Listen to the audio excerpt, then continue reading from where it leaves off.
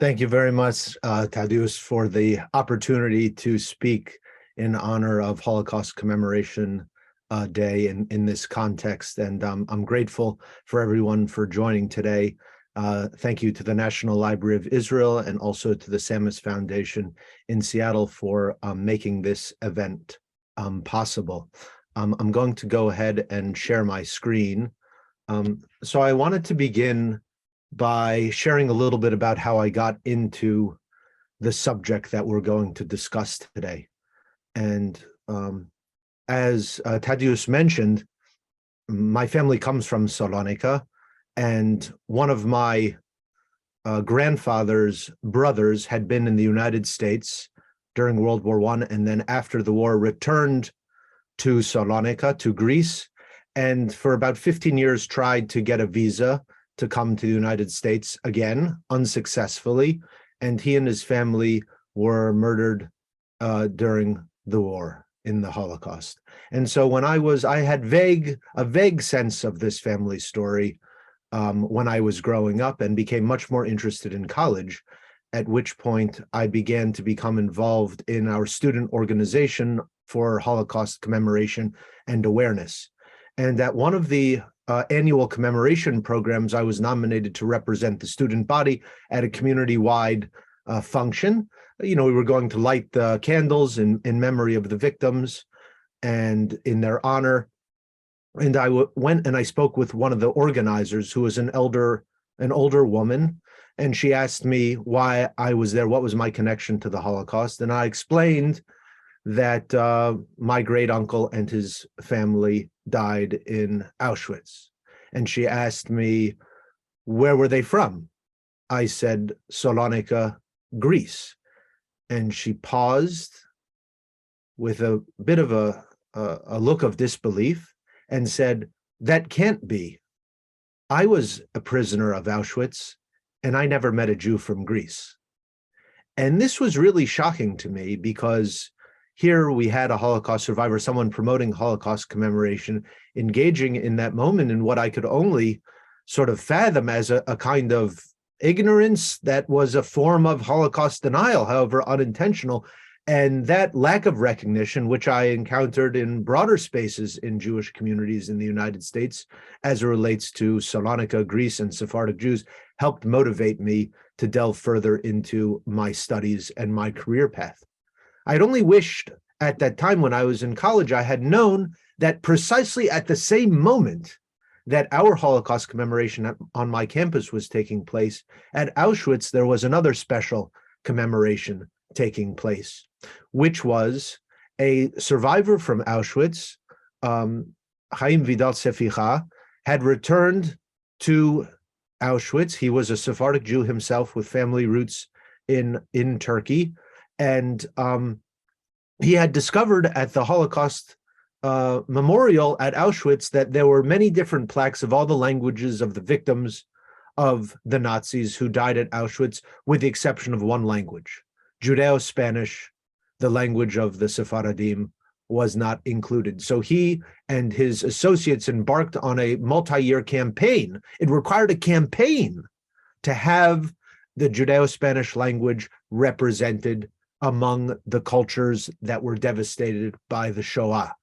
And eventually, 40 years after the installation of plaques in 19 other languages, was the Judeo-Spanish language incorporated into the official memory of Auschwitz-Birkenau. And here you can see in Latin letter Judeo-Spanish, pardon me, que este lugar donde los nazis exterminaron 1,5 millones de hombres, de mujeres y de criaturas, la más parte judíos, de varios países de la Europa, sea para siempre, para la humanidad, un grito de desespero y unas señales. May this place where the Nazis exterminated 1.5 million men, women, and children, for the most part Jews, from various countries of Europe, may it be forever for humanity a cry of despair and a sign. When we think about the Holocaust as a European event, which we are inclined to do, and as it's also recorded and encoded in this Laja in the plaque here at Auschwitz-Birkenau, are we in some way circumscribing or not fully grasping the geographical and cultural extent of the Holocaust? And I would say that we are, in fact, not recognizing the full extent of the Holocaust when we think of it only in its European context. Here, for example, is a map of the Holocaust at the Holocaust Memorial Museum in Washington, D.C., listing the major ghettos in occupied Europe, and it includes, for example, down here in Greece, in Salonika, is included. But you know what is not marked, for example, is the island of Rhodes, which would be right here at the border of the map, very, very peripheral to the framework. And the island of Rhodes, which had been part of the Ottoman Empire, like Salonika and like Turkey, for hundreds of years, and had been incorporated into the Italian Empire on the eve of World War I, from which all of the Jews were deported in the summer of 1944. If you can imagine that the war is essentially nearing ultimately its conclusion, and Nazi officials are preoccupied with going to tiny remote islands on the very periphery of the European framework. I mean, you can see Turkey from the island of Rhodes. They rounded up all of the Jews from the island of Rhodes, and they deported them first by ship to Piraeus, the port at Athens, and then from there by rail up through northern Greece into the Balkans to Auschwitz-Birkenau, where almost all of them were murdered. And you think, my, it's really remarkable. The Jews from Rhodes had the longest journey of any Jews to meet their deaths during the Holocaust. It took them 23 days to arrive at their final extermination place at Auschwitz-Birkenau. What this reveals is that so late in the war, even when the military tides had been turned against the Nazis and it was becoming increasingly clear that maybe they weren't going to necessarily come out victorious, it became more important for them to proceed in executing the final solution than it did in winning the war.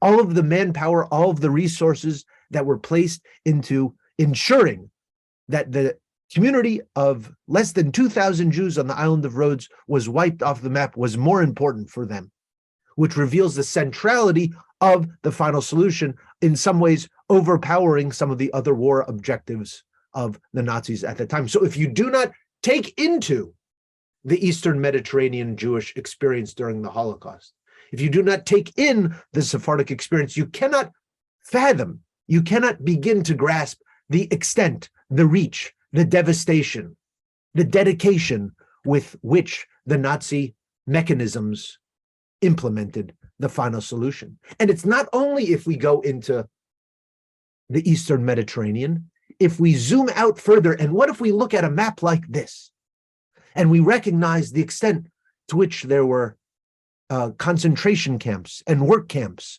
set up, to which thousands of Jews in French colonial North Africa and in German-occupied parts of North Africa, like Tunisia, were also subject to Nuremberg laws, also subject to discrimination and persecution. And some North African Jews even wound up at Auschwitz-Birkenau as well. So if we think of the Holocaust as a circumscribed event covering only the geography that focuses on Central and Eastern Europe, we don't grasp the full extent and the devastation of the Holocaust. Now, I want to focus, because I cannot cover all of these different, diverse, and devastating stories within the framework of one talk today. So I'd like to focus on the framework that is most familiar to me now, but was once quite distant from me, both in terms of time and place and memory. And that relates to the world from which my own family came. This is my family in Salonika in the beginning of the 20th century. This young boy here is my grandfather, and that's his mother and his father. He was a Chacham Binyamin Nar, a rabbi in Salonika, and they came to the United States in the 1920s. And the older son, who is not pictured here, had been in the States and returned. And when I had that experience in college, trying to understand why it was that a leader in the Jewish community, a survivor herself, was not aware of the fate of the Jews of Greece, I became much more dedicated to trying to uncover that story. And so I asked around members of my family if they had any documentation about Tio Salomon, about Uncle Solomon and his family. And eventually, one of my uncles, Uncle Leon, brought forward for me out of the closet a box, and out of the box came a stack of letters. And this was the first letter that I looked at. And I'm looking at this letter, and I'm saying, what in the world is this language going on here? Because all we could read was, it said Thessaloniki, November 27, 1945. And the other letters were dated throughout the 1930s, and then there was a gap from the period of the war, and then they picked up again in 1945. And I became very curious. I mean, this is the right date from the right place. I wonder if this would reveal any more about the specific details of my family and their experiences during the war. And I asked Uncle Leon, well, can you read it? And he didn't recall how to read this particular script anymore. And in fact, I couldn't find anybody in the family. I couldn't find a rabbi. I couldn't find a scholar at my university who could read this script. And so I wound up finding in an old book of Hebrew scripts a chart that described Sephardic Hebrew script, which turned out this was. And then I got some help from a friend I wound up meeting in Paris, Izo Abram, who himself was from Salonika, and we deciphered the text. I remember the first word on my own that I was able to figure out was this one here. Now, if you know Hebrew script, you might be able to imagine what this says. This first letter you might be thinking is a lamed. Well, it's not a lamed, it's an aleph. And this second letter you might be thinking is a shin. Well, it's not a shin, it's a lamed. And the letters are different from how we learn modern Hebrew today, which is based on the Ashkenazi script. This was the Sephardic Hebrew script. And this word, the first word I was able to decipher on my own, says this, Almanes, Germans. And I figured, well, now I have the right time. We're talking about the right subject. If I could decipher these texts, I will be better equipped to delve into the experiences of my family, the particulars of which I was not aware of at all. And this is how the letter begins. Moi karo Chacham Benjamin. And it turns out it's written from a family friend who survived the war and wrote to my great-grandfather speaking about the devastation. Puede ser que se va a maravillar de recibir novedades de mi parte. Yo tenía intención de escribirle desde mucho tiempo, ma non tenía gana de verme a mí, y non quise amargarlo a él también. Veramente non sé cuál decirle en esta letra.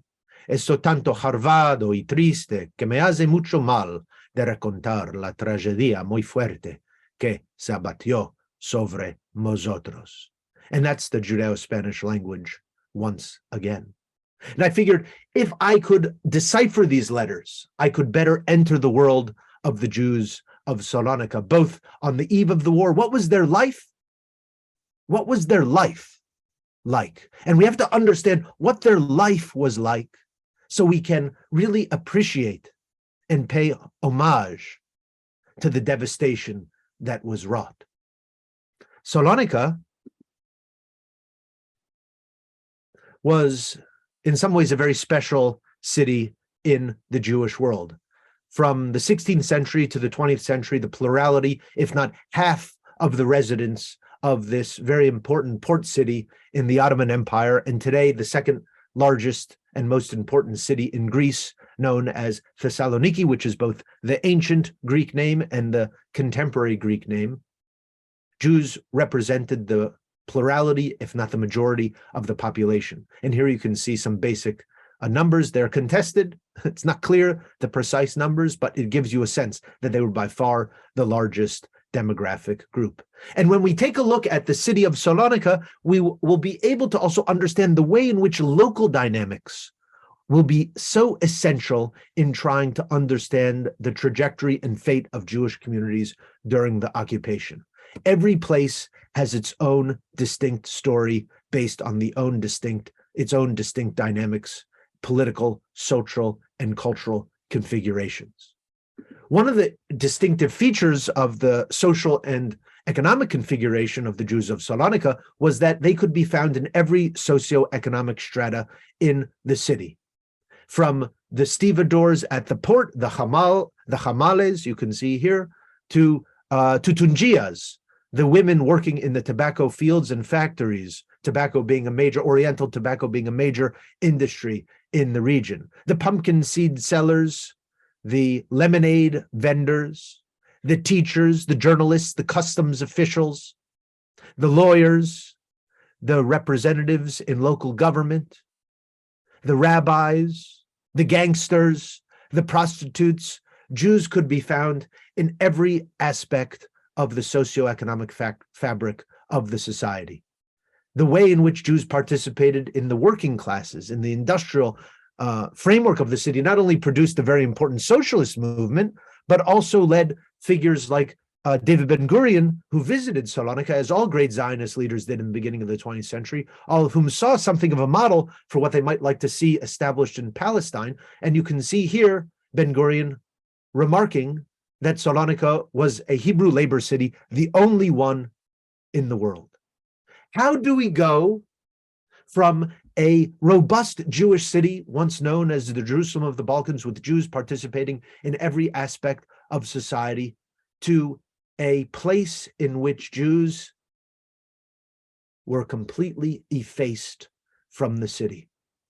Not only in the case of Salonika, where over 90% of the Jews deported and murdered, but Greece as a whole suffered one of the highest mortality rates of any country occupied by the Nazis.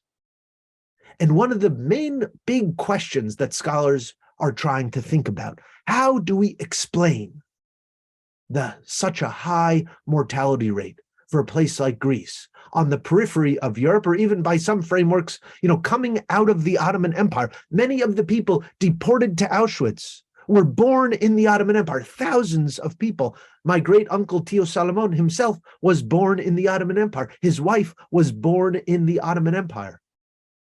And they met their fate at Auschwitz. We do not usually associate those geographies with the Holocaust. Not only that, we probably do not necessarily imagine that Greece suffered such a high mortality rate. And so what I'd like to try to do for the remainder of my time is to offer some explanations as to how we might account for such a high mortality rate. What scholars often suggest is that one of the reasons is that the Sephardim, the Sephardic Jews in Salonika, did not assimilate into the broader Greek society, that they saw themselves as different and as separate, and they resisted the adoption of the Greek language and the adoption of a Greek consciousness. And only, we are told, if they had assimilated more, their neighbors may have been more likely to intervene on their behalf. What I'd like to argue is that that is not true, that the evidence does not support that claim, even if it seems convenient. But there are other broader dimensions that are at play, I believe, that can help us better understand why the Jews of Greece, and Salonika in particular, suffered such a high mortality rate that has to do precisely with the echoes and reverberations of the Ottoman framework that uniquely situated Greek Jewish society and took on the legal framework of the Ottoman Empire that was preserved until World War II, that viewed from the perspective of the Greek state, and this was unique. No other country under German occupation had this pre-existing legal framework that saw Jews and Christians as legally separate entities. It had no legalized civil marriage. It was illegal for Jews and Christians to form family bonds without one converting to the other's religion. That produced a vast social chasm and distance, and undermined the very principle and concept of imagining a single Greek nation inclusive of Jews and Christians. In other words, as I'd like to suggest, it was not only encoded in the mentalities of the people, but it was encoded and codified by the laws of the land. Now, Salonika did experience a major series of ruptures with the transfer of the city from Ottoman to Greek control in the context of the Balkan Wars, from a multicultural, multi-ethnic empire to the framework of a growing nation state that was increasingly orchestrated and organized around the principle of one nation, one people, one language, living in the context of one set of political boundaries. If you do not fit that dominant religious group, if you do not speak the dominant language, if you do not share a sense of the dominant culture's past, could you share in its future, its fate, and its trajectory? The Greek state recognized this difference and embarked on a project of Hellenization, of transforming what had been Jewish and Ottoman Salonik, or Saloniko, as it was often called in Judeo-Spanish, into a Greek city. A devastating fire, which my father, the son of a Salonican, recently depicted in this watercolor. The Great Fire of Salonika in 1917 destroyed the center of the city, left over 70,000 70,000 residents homeless, over 50,000 of whom were Jews. It destroyed over 36 synagogues, and Jewish life was devastated at this time. It seemed like a new phase in the city was going to begin, and the Greek government took an opportunity to transform the urban landscape of the city by rebuilding it according to a modern Greek mold and preventing the Jewish victims of the fire from rebuilding in the city center and pushing them to the outskirts of town into refugee camps and popular neighborhoods. Some years later, in the wake of the war, they were joined by 100,000 other refugees. These were Greek Christian refugees that came from Turkey in the wake of the war. Now, World War I, as much as the fire was devastating in Salonika, World War I also witnessed the devastating Armenian genocide at the hands of the Ottoman state. It also resulted in the wake of World War I, another war between Greece and Turkey, in which Greece sought to conquer Turkey and recapture its ancient capital, Constantinople. The Turkish nationalist forces repelled that invasion, and the result was a compulsory exchange of populations. All of the Christians, with some exceptions, were expelled from Turkey and sent to Greece, and all of the Muslims, with some exceptions, were expelled and sent to Turkey. The Greek state strategically directed 100,000 of these Christian refugees to settle in Salonika to transform the demographic profile of the city once and for all. The problem was, while these people were Greek Orthodox Christians, the refugees, the prosfiges, many, if not most of them, did not speak Greek. Many of them spoke Turkish. And there they arrive in a new city, in a new country that they're told is their true homeland, in which they encounter walking down the streets, and in their neighborhoods, adjacent to their neighborhoods on the periphery of the city, they are finding Jews who are speaking the Judeo-Spanish language and not Greek. Is this the homeland that they believed they had been told they were coming to? They were also mocked and belittled by the established Greeks. They were called Turks baptized in yogurt, as a way to insult them and to show that because of their language, where they come from, their practices, they were really not an integral part of the Greek nation. So there are multiple conflicts that arise. Within this framework of changing demographics, changing urban landscape, and changing political dimensions to understanding national identity, the Jewish community of Salonika does not dissolve or become diminished. The Kehillah, the many Jewish institutions, do not go underground.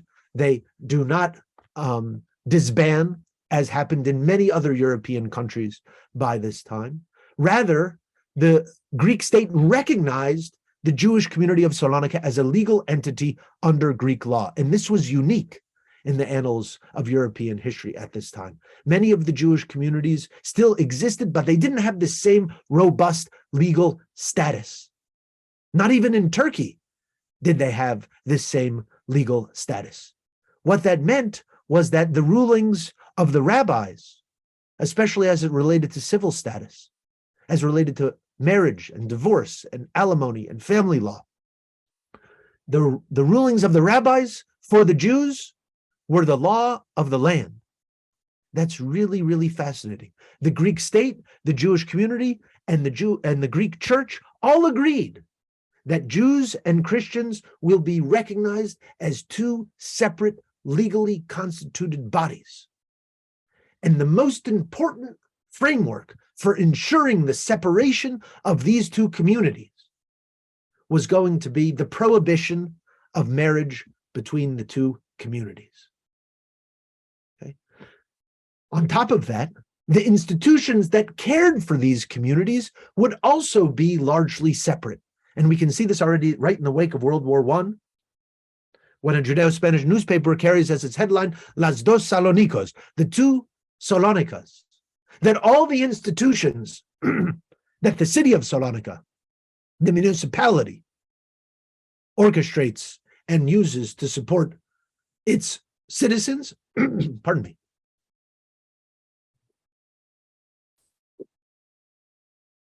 the Jewish community would operate those same kinds of institutions separately and in parallel. Popular neighborhoods for the poor, schools, orphanage, hospital, insane asylum. There were the city facilities, which generally catered to the Christians, and there were the Jewish communal establishments that generally catered to the Jews. So as much as the Greek state is trying to Hellenize the space, and they will demand that the Jews learn Greek, that they attach their fate to the Greek nation and to the Greek state, they will still treat them legally. It's legal, legally different, institutionally different from the Christian residents of the city. That creates a very intense tension and paradox. How can we become Greek if you are still the Greek state setting up all of these legal differentiations and distinctions that compel us and remind us of our separate status, our separate identities? Are you trying to suggest, Greek state, that we also have separate futures? There were many people within the Jewish community who opposed this approach, but they didn't have enough sway. The people who opposed the continued existence of the Jewish community were not the rabbis. That was in their invested interest. It was not the elite. That was in their invested interest. And it was not really in the middle classes either, although to some extent it was, for all of these, an obstacle for their sense of freedom and citizenship. Some of the liberals, for example, wanted the Jewish community to be abolished so that they could become citizens of the state just like everybody else. Some of the workers also wanted to be free of the imposition of taxes and of dowries for their daughters in order to get married, because sometimes they couldn't afford it.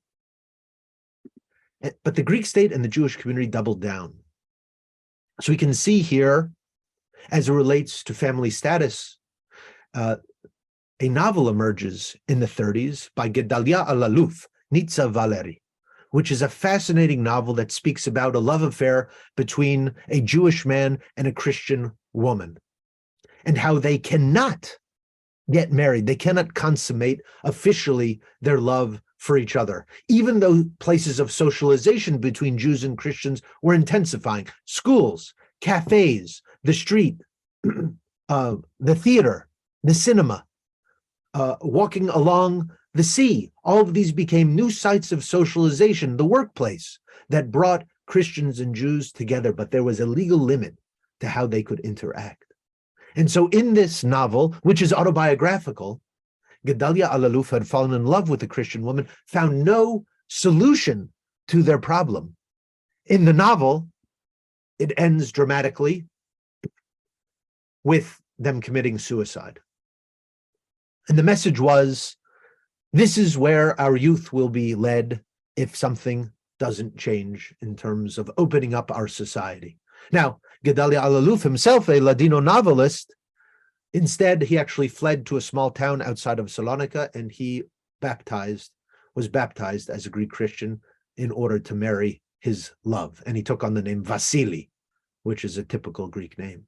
Now you can see how on the right we have a newspaper clipping from the 30s that indicates that the Greek state is there to back up the decisions of the rabbis as it relates to law concerning marriage and family status. And if you disobey the laws of the rabbis, the Greek state is there prepared to put you in prison, right? So again, the coercive power of the state and the authority of the rabbinate to execute its will in preserving a distinctive Jewish flock was very potent and very distinctive. So like, for example, in 1930, there were 500 weddings that Jews contracted in Salonika, 500 weddings. There were only 11 intermarriages. So that was like less than, like about 1% or something, less, 2%. A very tiny percentage. And that was seen as a crisis by the Jewish authorities. It was seen as a crisis because so many young women, they were all women, leaving the Jewish community, becoming Christians. This was a crisis. But that such a tiny percentage was nothing. Yugoslavia, the rates were 20%. In other parts of Europe, the rates were much higher. In Germany, in some parts of Germany, it was over 50%. In some places, close to 60% of Jews were marrying non-Jews. So the complete way that families were constituted in other parts of Europe and in Greece were very, very different. And this would be very, very important for understanding the dynamics that the Nazis encounter once they arrive in the city in 1941. Now, as these dimensions are playing out, continued Jewish institutional authority playing out over 20 Jewish institutions, the separation of Jewish and Christian families according to the law. There were still efforts on the part of the Jews of Salonika and of Greece more generally to integrate themselves into Greek society, especially in the schools. There was a major effort to teach the youngsters Greek. So much so that by the late 20s and into the 30s, most of the curriculum at the Jewish schools, let alone the state schools, was in Greek. And the youth was much more proficient in Greek. Even my great uncle, Tio Salomon, even though he was born in the Ottoman Empire, I have documents that he wrote in perfect Greek. Okay, so they were able to adapt to some extent, even though internally they retained Judeo-Spanish for family life. They retained it as the language of record keeping within the Jewish community. And so, here you can see, for example, Evraikon Vima, Tis Elados, the Jewish Tribune of Greece in Greek. This is from the late 1920s on the left. And then also from the 1920s on the right is a register from the Jewish community of Salonika from that period of the 1920s with Jews who were serving in the Greek military. They are there ready to defend their new homeland with their lives, registering with the Jewish community in Judeo-Spanish. Could they become Greek? What was the opportunity for reconciling and bringing together one sense of Jewish affiliation with one sense of affiliation and dedication to the new Greek state? And what we see emerge in the Judeo-Spanish press and in the institutions are creative ways of thinking about how Jewish identity and Greek national identity converge and diverge. And one of the dynamics that we see emerging among different segments within the Jewish society in Salonika is an argument that the very meaning of Greek identity needs to change. What they argued, and you can see Zionists making this argument, you can see anti-Zionists making this argument, you can see communists making this argument, and you can see liberals making this argument in slightly different ways. But what they shared together was an argument about the nature of Greek national identity. They argued that Greek national identity was an identity that they wanted to belong to. They argued that Greek national identity was not rooted in your blood or in your religion, but it was rooted in your status as a resident, citizen, and participant in Greek society. And they articulated a broader conception of who can count as Greek and who ought to count as Greek. And they imagined a multifaceted and multi-pronged sense of cultural affiliations that from one perspective may have seemed contradictory, yet from their perspective seemed to represent for them, as we'll see in this image, an integrated Jewish whole that expressed all of their cultural affiliations without jeopardizing their status as Greeks. This is the fascinating tension and paradox. So here we have from 1926 a Rosh Hashanah postcard from a Jewish orphanage in Salonika. And it has here in the top right, Tisku Leshanim Rabot, which is the Sephardic Jewish greeting for the new year. Okay, we are Jewish and we are Sephardic. Here it says the name of the institution, Orfanato de Ijas Ma'ir Aboav, in Judeo-Spanish, in Hebrew characters, the Aboav orphanage for girls. Here we see the date according to the Hebrew calendar, with a Magen David, a Star of David, and the word Sion written in Hebrew letters, which is to say, we are Sephardic, we are Jewish, we are also Zionists. Here we see the title in bigger letters in Greek of the institution. And here we see in French to say, we are Sephardic, we are Jewish, we are Zionist, we are Greek, and in French, we are European. And they mark here in Thessaloniki. And we have a sense of connection to our local city, our place. We are Thessalonician. And here, what's fascinating on the chalkboard in the back is it says teacher and student in Judeo-Spanish, in the Sephardic Hebrew script known as Solitreo, and in Greek. And finally, the teacher pointing to a map, specifically pointing to their city, Salonican. And so why this image I find to be so powerful and important is because it reveals all of the different cultural affiliations that the Jews of Salonika, broadly speaking, were likely or possible for them to express. And they did not see a contradiction in terms. They believed that all of these identities could be integrated into a broad understanding of Hellenic identity, a Hellenic identity that was rooted in antiquity, a Hellenic identity that was rooted in the Enlightenment, a Hellenic identity that was rooted in civic identity, not in race, not in blood, and not in religion. There's a big argument, as I alluded to already, that the Jews in Salonika didn't become Greek, that they resisted assimilation. I'd like to suggest that what they offered was a different understanding of what it could mean to be a citizen of a nation, a different understanding of what it could mean to be Greek, a different understanding of the boundaries and configuration of national identity. It met with great resistance, the redefining of Greek identity according to civic rather than ethnic markers. In the context of the Depression in 1931, the Jews of Salonika experienced the first essential pogrom in their history. And the front page headline of the Judeo-Spanish newspaper called out, has Saloniki become Zhytomyr or Kishinev? These are like the classic capitals of anti-Jewish violence of the early 20th century. And they resented the violence that was perpetrated against them and was perpetrated by the refugees who had come from Asia Minor, from Turkey. They were Christian. Some of them didn't speak Greek themselves. And they resented the extent to which Jews were integrating themselves into Greek society.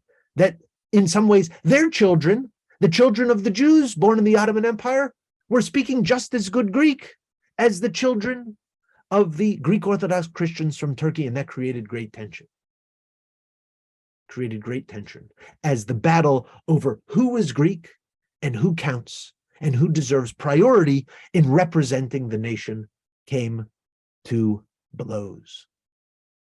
Some Jews left, In fact, many Jews left, especially in the 1930s after the Campbell pogrom of 1931.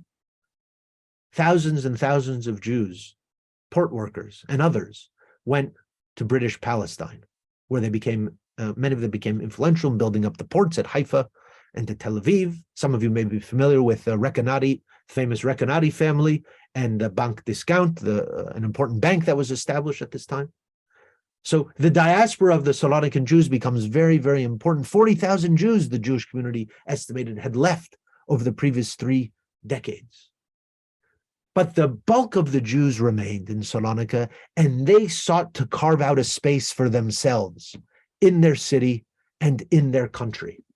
They went to the cemetery, the Jewish cemetery, which was a vast Jewish cemetery, and they recorded the inscriptions of the Jewish cemetery. They found inscriptions of famous doctors who supported not only the members of the Jewish community, but they supported and served the society at large. This was an argument that they were making to try to show that Jews deserved a place in the present and future of Salonican Greek society because they had made contributions in the past. They were deeply rooted in the city, as evidenced in the burial markers in the vast Jewish cemetery. They went and they found ancient Jewish tombstones in the cemetery that revealed that Jewish presence in Thessaloniki dated not only to 1492, but to some instances to the ancient, through the Byzantine era and the ancient Roman era. They found inscriptions in Greek. We have our own Greek Jewish history here. We can have a Greek Jewish future. This is what they argued. And once the war came, 1940, Italy invaded Greece. And the Greek forces repelled the Italian forces. And in the context of that war, and on the eve of the Nazi occupation, a group of Jewish teachers in Salonika fascinatingly published a new prayer book, Sidur Sha'arei Tefillah, the Gates of Prayer. And what's fascinating about this prayer book, March of 41, we're in the war. We are in the war on the eve of the occupation of the city by the Nazis. The Jewish leadership in the community produces this new Siddur because they are trying to provide a Siddur for Jewish children to use to learn about Judaism, in school. Greece did not have a separation of church and state. The Greek constitution was and remains articulated in the name of the Holy Trinity. Public schools included religious lessons. And so the Jewish leaders wanted to ensure that during the lessons on religion, Jews would learn about Judaism. So they created this prayer book, and it's in Hebrew. And the dedication on the inside cover is fascinating. It is in Judeo-Spanish. And it says here, en memoria del siempre regretado Shabbatai Henri Rafael Angel, caído en el campo de batalla por nuestra querida patria la Grecia. Okay? In memory of our always mourned Shabbatai Henry Rafael Angel, who's fallen on the battlefield for our beloved homeland, Greece. And the argument that Greece is a beloved homeland is articulated in the Sephardic Jewish language of Judeo-Spanish. It is not a propaganda piece to be shown to the outside world to say, look, here are Greeks, look how Greek we have become. No, it is an internal message to the Jews themselves so that they should understand that even though they are Jewish, in terms of their religion, in terms of their community, in terms of their language, to a certain extent, they are also part of the experience of modern Greece. This was their argument. And it would be an argument that ultimately would come under question. Greece was divided into 3 zones of occupation during the war. And here you can see with Thessaloniki in the center north here, which had the bulk of the country's Jews under the German occupation, Bulgarian occupation here in Thrace, and Italians central and southern Greece. And unfortunately, we don't have the time to get into all of these different dimensions of the fate of Jewish communities in all of those regions. But I would only mention that the Bulgarian police were the ones who were responsible for executing the deportation of the Jews from Bulgarian-occupied Greece to their deaths at Treblinka. Oftentimes, Bulgaria receives a positive reputation for saving the Jews of Bulgaria, and the Jews of mainland of Bulgaria proper were largely not exterminated, but those Jews living in Bulgarian-occupied Greece were devastatingly exterminated, with very, very few survivors as they were sent straight to Treblinka. Now, when the occupation begins, what's fascinating, even before the occupation, German officials are well aware of the dynamics in Greece. And here we find a really, really fascinating document from one of the German representatives reporting back his observations to the German Foreign Office in Berlin. And he observes the following about the dynamics between Jews and Orthodox Christians in Salonika and Greece more generally. No racial mingling between Jews and the Greek host nation takes place in Salonika because of its special position. The Greek state is de facto, if not in the legal sense, inclined toward anti-Semitism. The Orthodox Church plays a major role in this true anti-Semitic inclination.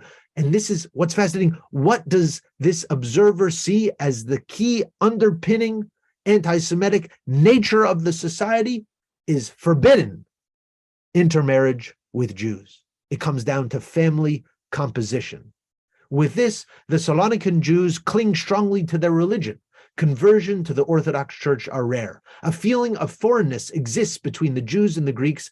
This is so powerful right here, that is similar to that which the National Socialist Germany aims to achieve through its Jewish policy.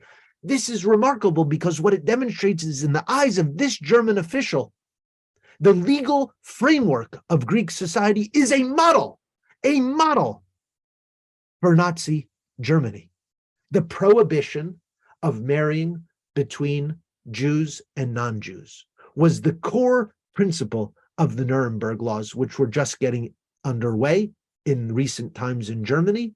And one day, this German official hopes that the separation that exists between Jews and Christians in Jews and Aryans in Germany will be like that in Greece. The only other country, by the way, that I have found, really, that Nazi officials praised for their marriage policies was the United States, which forbid interracial marriage between blacks and whites. And so the Nazis saw, we got to create a system that prohibits marriage between different racial groups in Germany, and they saw the United States as having the best model for that, and Greece having something similar. The problem, as other German observers went forward to articulate, is that the problem with Greece is that they permitted conversion.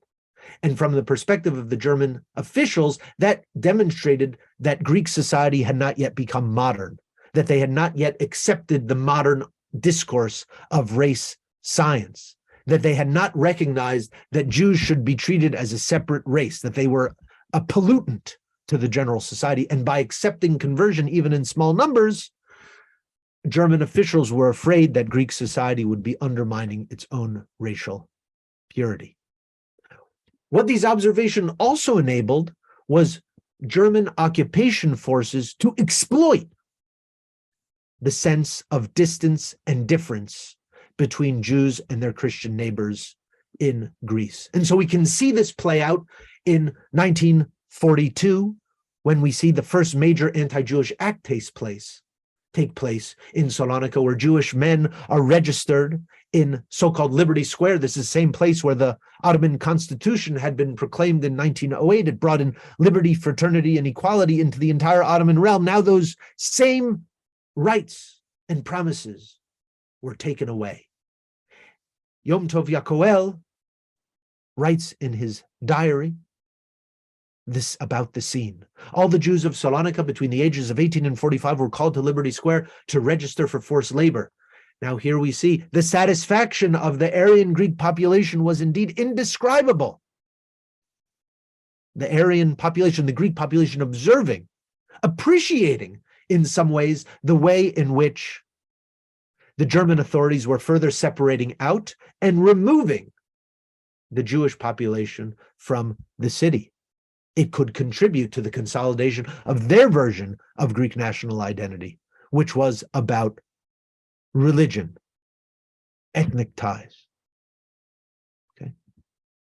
Another dynamic played out in the context of attempting to redeem those captives relates to the fate of the Jewish cemetery that I mentioned, which by World War II had become the new center of the city because the city had expanded as a result of the fire. And the new university had emerged overlooking the corner of the cemetery. Throughout the 1930s, the local Greek authorities coveted the land. They wanted to expand the university. They wanted to create new housing neighborhoods for the refugees. They wanted to remove a mark of a Jewish community from the center of what was supposed to be a Greek Christian city. And so while the Greek public recognized that the tombstones in the cemetery were of significance. Look here, they call them Jewish monuments. They are monuments. They're not trash. They're monuments, but they must be removed. The press is arguing already in the 1930s, and this is the newspaper Macedonia, which was the same newspaper that had instigated the anti-Jewish violence in 1931. They're at the forefront of arguing for the removal and expropriation of the Jewish cemetery of Salonika, which was the largest Jewish burial ground in all of Europe. It had 350,000 graves and covered the expanse of 80 football fields. And it was under the cover of the Nazi occupation, but at the initiative of local Greek Christian authorities at the university, at the municipality, and at the Chamber of Commerce, that the largest Bet HaChaim, the largest Jewish cemetery in the continent of Europe, was laid to waste. The tombstones were used to rebuild the city, to line latrines and to pave roads, and to produce and manufacture and build the floor of the yacht club of Salonika, the courtyard of the National Theater of Northern Greece.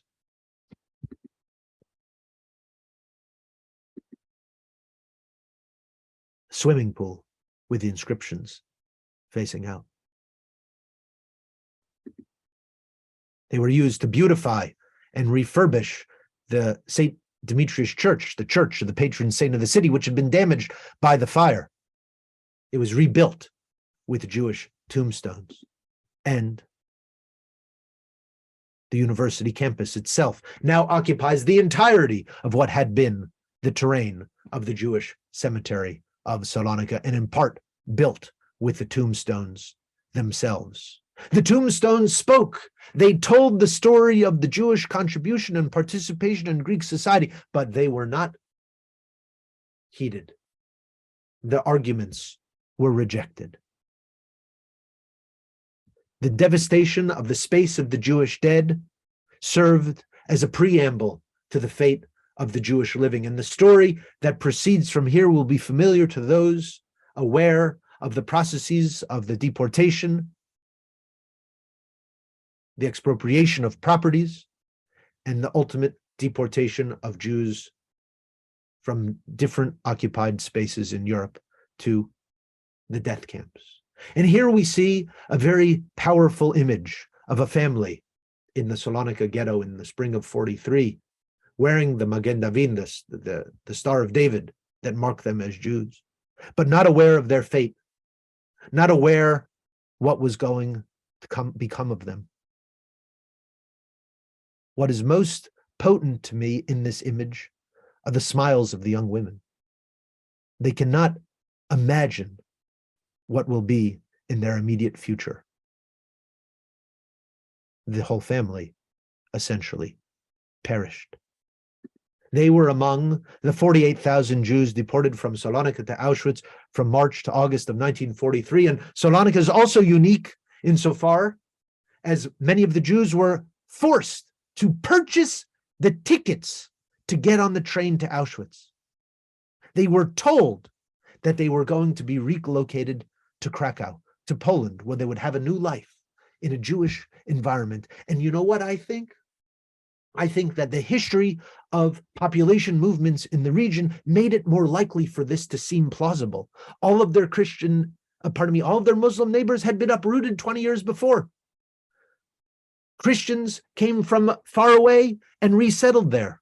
Now, perhaps it was their turn to be part of the demographic reorganization that was shaping Europe in the name of the new exclusive nation state. From the family letters that I mentioned, I was able to uncover that Tio Salomon, his wife Esther, and their two children, Benny and Rachel, were on the second to last of the 18 trains that took Jews from Salonika to Auschwitz, because Tio Salomon was placed on the council of the Matanot Le'Evyonim, of the Jewish soup kitchen, where he was in charge of distributing milk and yogurt to the elderly and sick as they boarded the trains to Auschwitz. And in this way, they experienced and observed, they were eyewitnesses to the liquidation of their entire Jewish community. A fifth of the population of the entire city of Salonika disappeared within a few months. And Tio Salomon and his family would ultimately meet the same fate as almost all of the other Jews of their historic city. When Archbishop Damaskinos intervened shortly after the deportations began in 1943, which was an unusual act for a leader of a national church to intervene on behalf of the treatment of the Jews in their country, he came out with the following statement. According to the terms of the armistice, all Greek citizens without distinction of race or religion were to be treated equally by the occupation authorities. In our national consciousness, all the children of Mother Greece are an inseparable unity. Our holy religion does not recognize superior or inferior qualities based on race or religion, as it is stated, alluding here to Apostle Paul in the New Testament. There's neither Jew nor Greek, and thus condemns any attempt to discriminate or create racial or religious differences. In Athens, leaders signed on to this plea, which had a very small Jewish community. In Salonika, no one endorsed Damaskinos, his effort to intervene on behalf of Salonika's Jews. I believe that one of the reasons that so few intervened was because the words that Damaskinos included here did not resonate with the Greek Christian residents, because they very well knew that what Damaskinos says here is not true. An inseparable unity, how can we be an inseparable unity when we have no family bonds across confessional bounds? How can we say that we do not discriminate or create racial differences between our population when that was precisely what was encoded in the laws of the land? Jews are legally Jewish and Christians are legally Christian, and there's no way to be outside of your community. So this structural dimension, I believe, is one of the most important features that helps us explain the devastating fate of the Jews of Salonika and Greece. Even though many of the youngsters and even the older people, some of the old people born in the Ottoman Empire, like Tio Salomon, became conversant and fluent and engaged in Greek culture, in Greek society, in patriotic acts, in serving in the military, etc., etc., etc., there was still this unbridgeable divide, a separation between the Jews and the Christians that made it impossible to establish any sense of a national family. This is an echo of the Ottoman Empire. So when I say from the Ottoman Empire to Auschwitz, I mean not only the tens of thousands of Jews who were born in the Ottoman Empire who were murdered in the Holocaust, but the way in which the structure of the Ottoman Empire continued to shape dynamics uniquely in Greece that prevented closer family bonds from being established between Jews and Christians is one of the key framing dimensions that help us explain the high mortality of the Jews in Greece. And another example that shows that it's not just about language and it's not just about cultural assimilation comes from the example in Ioannina, where there were only Greek-speaking Romaniot Jews. None of the Jews there spoke any language other than Greek as their primary language, and they were also all round up, 1,800 of them, and they were almost all murdered as well. Language did not save them there either. So when we think about Jewish mortality rates during the Holocaust, I'd like us to think about the way in which the Jews of Salonika encountered that transition from the Ottoman Empire to modern Greece. The way in which there was much rupture and much change, but some legal dimensions remained the same that played out with devastating results in the context of the war.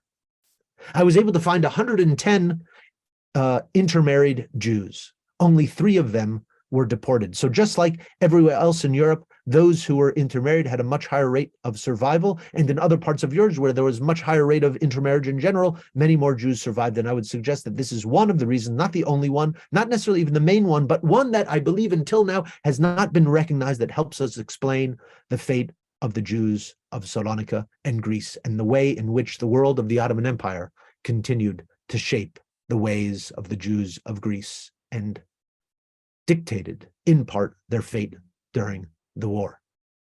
After the war, the question of belonging remained. And here we have in some poems by an Auschwitz survivor, Yaakov Levi, a sense of the multiple affiliations. Thessaloniki mu glykia, patrida doxasmeni, ach potitharthio keros, nazume enomeni, ke nasupo ta vasina, που τράβηξα εκεί πέρα, στις Πολωνίας, τα στενά, στο λάγαρ νύχτα μέρα. Το φωνάζω και καυχέμαι, είμαι Θεσσαλονικιός και θα είμαι ως το τέλος, νήσιος και πιστός Ρωμιός. Salonika remains a kind of a homeland, a place to which to return, but at the same time, a place where he sees himself as a true and faithful Greek, clinging to the possibility of wedding those multiple identities and allegiances together. Thank you. Thank you very much, Devin, for this really fascinating and moving and also very informative lecture, which covered not only Holocaust story, but also an Ottoman influence and many other things. We have few questions and I will address them now. Actually, let me start with the last one. David is asking, what happened to Archbishop Damaskinos? Was he punished for his protests? No. No. No. I mean, okay. It shows, you know, it shows there was some terrain available for resistance. There was some terrain available for resistance. I think there's Damaskinos is one example. The most famous example is what transpired on the island of Zakynthos, which was on the western side of Greece in the Adriatic. And there was a very small community of Greek-speaking Jews, about 200 Jews. And very late in the war, in the summer of 1944, Nazi officials arrived there and seek to deport the Jews, and essentially the mayor and actually I might have a photo of them. The mayor and the archbishop essentially reject those efforts and help they help all of the Jews of that of their island go into the mountains and hide where they survive. Okay, very, very interesting.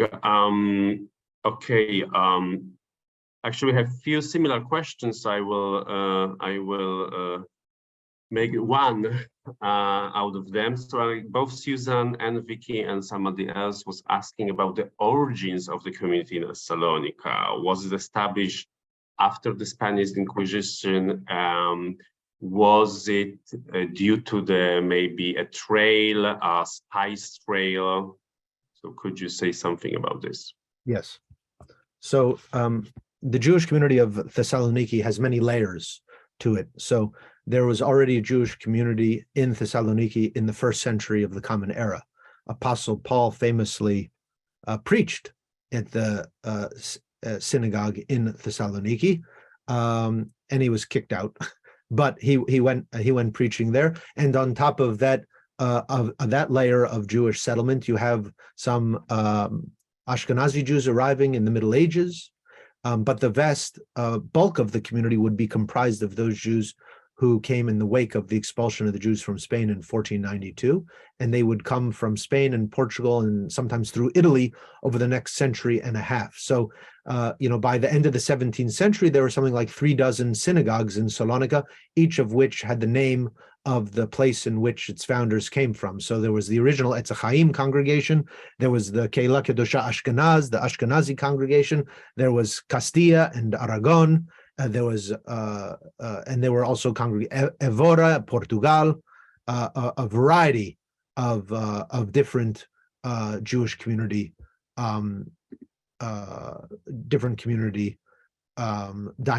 dimensions that would be overlaid on top of each other and coalesce into what we might now essentially understand as the Sephardic culture, with the Judeo-Spanish language as the dominant marker of the culture by the time we get to the 17th, 18th, 19th, and 20th century. But it remains an open community. So you have Jewish refugees coming from Russia, for example, escaping pogroms. A few thousand wind up in Salonika. You have Jews coming from other parts of Greece and Turkey, and they become part of the Jewish community. In fact, like Yom Tov Yakoel, who I mentioned, the lawyer describing the Liberty Square roundup, he had come in the 1920s from the region of Thessaly, and he was bilingual in Greek and in Judeo-Spanish, and was an important lawyer and became a leader of the community, trying to bridge the gap between the Judeo-Spanish past and what was anticipated as the Greek present. Okay, thank you. Fascinating. Okay, another question, actually first a comment and a question. Jack is asking, I will also send you this on a chat, so you will see yourself, but I will read it out loud. So you are proposing that, but for the unique legal separation of Greek Christians and Jews, the devastation of the Greek Jewish community would not have been as extensive. Even without the separate legal structure, there still would have been significant social, ethnic, cultural, and religious separation. Would the outcome really have been that different? How different do you think that 87% have been? And actually, sorry, one more very short but kind of similar. Merlin is asking, are there any information, statistics about Christian Greeks in Salonika who tried, saved, or hide Jews? Yes. So this is an excellent question, and it gets to the heart of the matter, and it is also a counterfactual question. So I don't know, obviously I don't know, but I suspect the dimensions would have been a little bit different. The factors that you describe would not have gone away.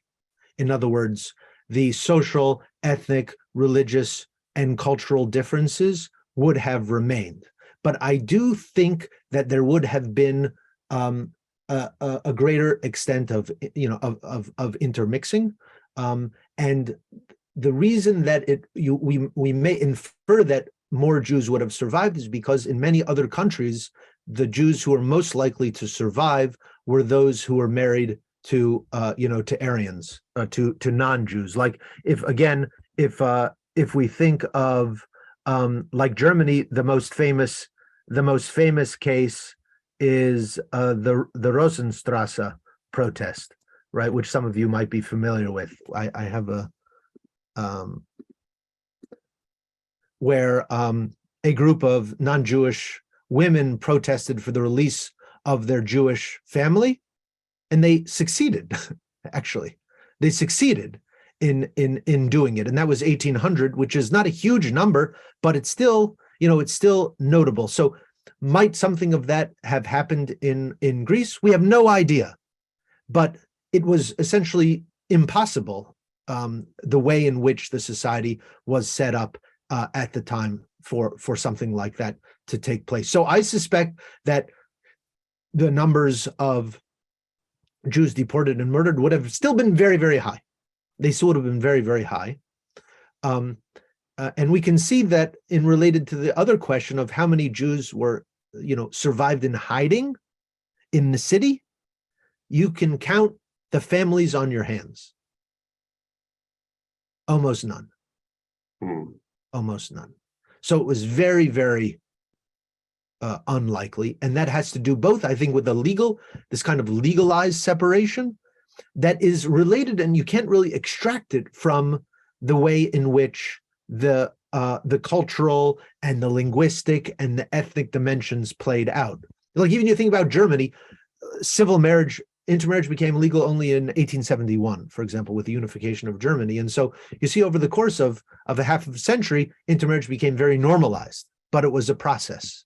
And the dynamics in Germany obviously are completely different from the dynamics in the Ottoman Empire and Greece. So these kind of counterfactuals, I would be very hesitant to speculate too definitively, but I do imagine that the dynamics would have been at least a little bit different. Okay, thank you.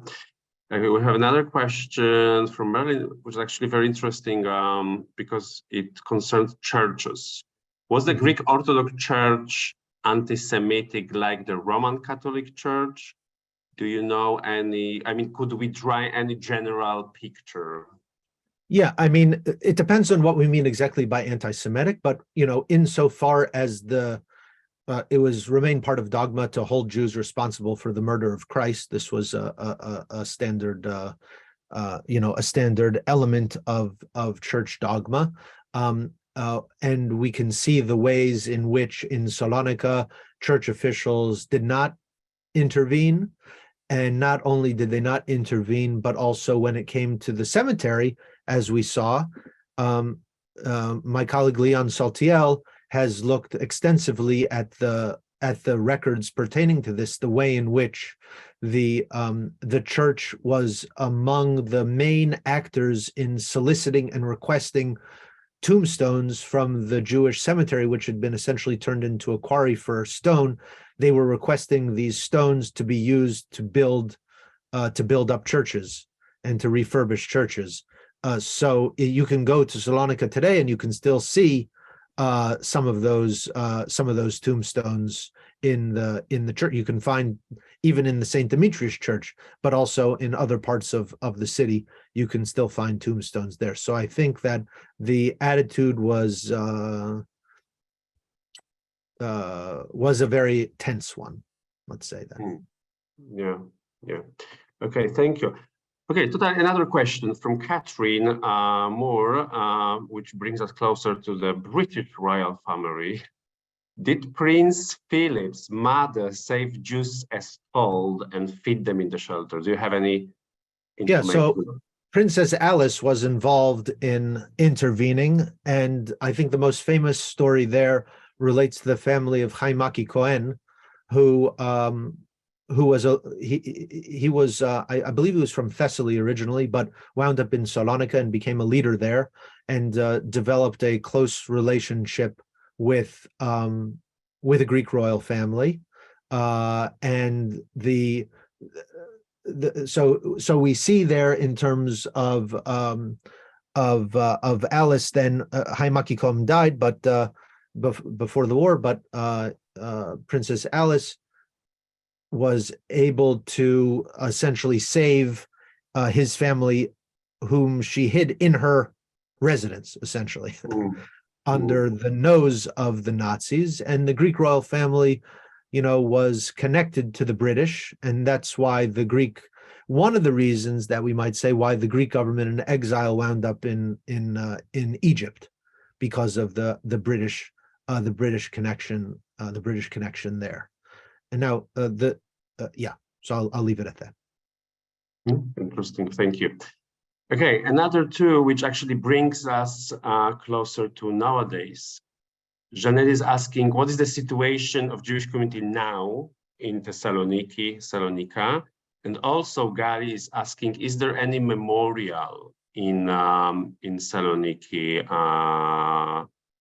commemorating the tragedy of the community? Yes. So in terms of the contemporary dynamics, so if we go back 100 years, we had about 80,000 Jews in a city of 170,000. And now we have about 1,000 Jews in a city of 1 million. We had about 60 synagogues, and now you have one, maybe two synagogues. One that survives from before the war, and one that was built on a site of a previous synagogue in the center of town. So the demographics are completely different. There remain unresolved tensions over the fate of properties because Jewish properties were confiscated, and there was actually a Greek government body that was responsible for organizing the confiscated Jewish properties, and they also distributed them to local Greek Christians formally. This was done by a Greek government agency, essentially. And so many of those properties have not been returned until today. And there are some people I know in the Jewish community, you can walk down the streets of Salonika and they can point out which collaborators got which properties, which bakery, et cetera, et cetera, et cetera. So there's a very famous sweet shop in Salonika, in Thessaloniki, that I think was founded in, it says like, founded in 1944 or something like that. And I say, oh, how'd you wind up getting founded in 1944? Exactly. And in terms of the memorial question, this remained a very contentious issue. I don't have a picture of the main memorial handy right here, but in Liberty Square, where the Jews were rounded up in 1942, there was a memorial that was erected there in 2005 or 2006 on the occasion of the visit of then Israeli President Moshe Katsav. He came there, and there had been a monument to the Holocaust that was in the outskirts of town that was erected in 1997, but the leadership of the city recognized that maybe it would be a little bit embarrassing if there wasn't something more prominently located, so they relocated it to this square where it remains today. So that's like one memorial. And then another memorial instituted more recently in 2014 was a monument at the University of Thessaloniki to commemorate the status of the campus as the prior place of the Jewish cemetery. Now, what's fascinating here is that, well, if you look at the plaque, I brought you the English one, but it's a nice monument and it has the plaque in English, in Greek, in French, in Judeo-Spanish, and in Hebrew. And it was a product of the collaboration of the University of Thessaloniki, of the president of the Jewish community. And what it says here is that it was that they erected this monument to commemorate the old Jewish cemetery located for centuries on these grounds until its destruction in 1942 by the Nazi occupation forces and their collaborators.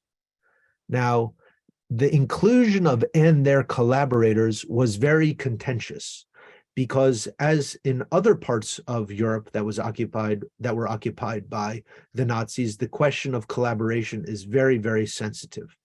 Very, very sensitive. And so there was opposition to even gesturing in this regard. The truth of the matter, as I tried to suggest in my brief remarks on the fate of the cemetery, was that the initiative to destroy the cemetery was a pre-war initiative by local Greek authorities that took the opportunity of the German occupation to execute a longstanding wish to remove this Jewish monument from the center of the city. So this is, I think, an important move in terms of acknowledging and coming to terms with the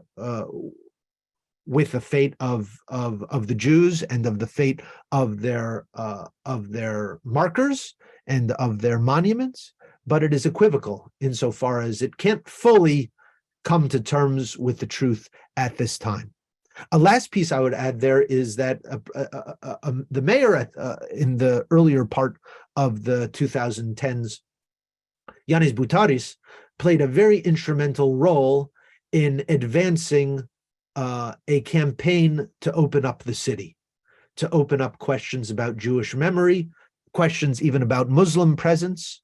And under his initiative, the city wound up establishing a few other important markers of historical sites of significance for the Jewish experience and for the Holocaust all around the city. Including, they wound up establishing some of those stumbling stones that you can find in other European cities.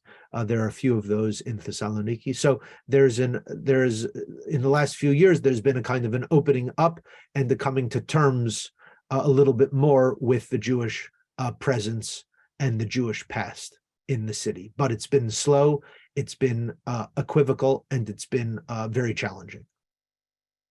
Yeah, like many places around the world in Europe, these are sensitive issues. But actually, I read somewhere that they are planning also to open the Holocaust Museum. Have you heard about this? Yeah.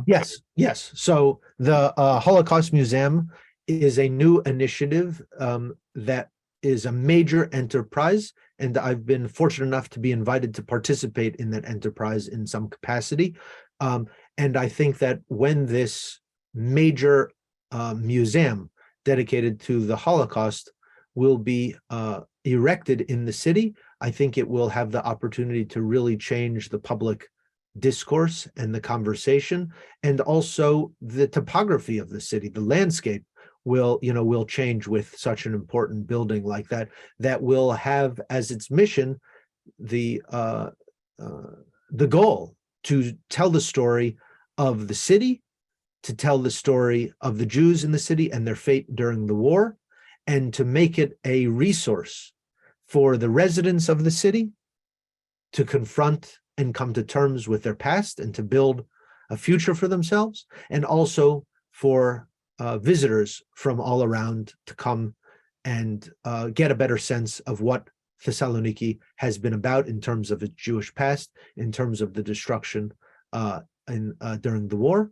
And I think it will also be an important site of pilgrimage for the descendants of Salonican Jews like myself, dispersed many thousands in Israel, in France, in the US, in parts of Latin America, for whom I think the current Jewish Museum plays an important role. But I think the new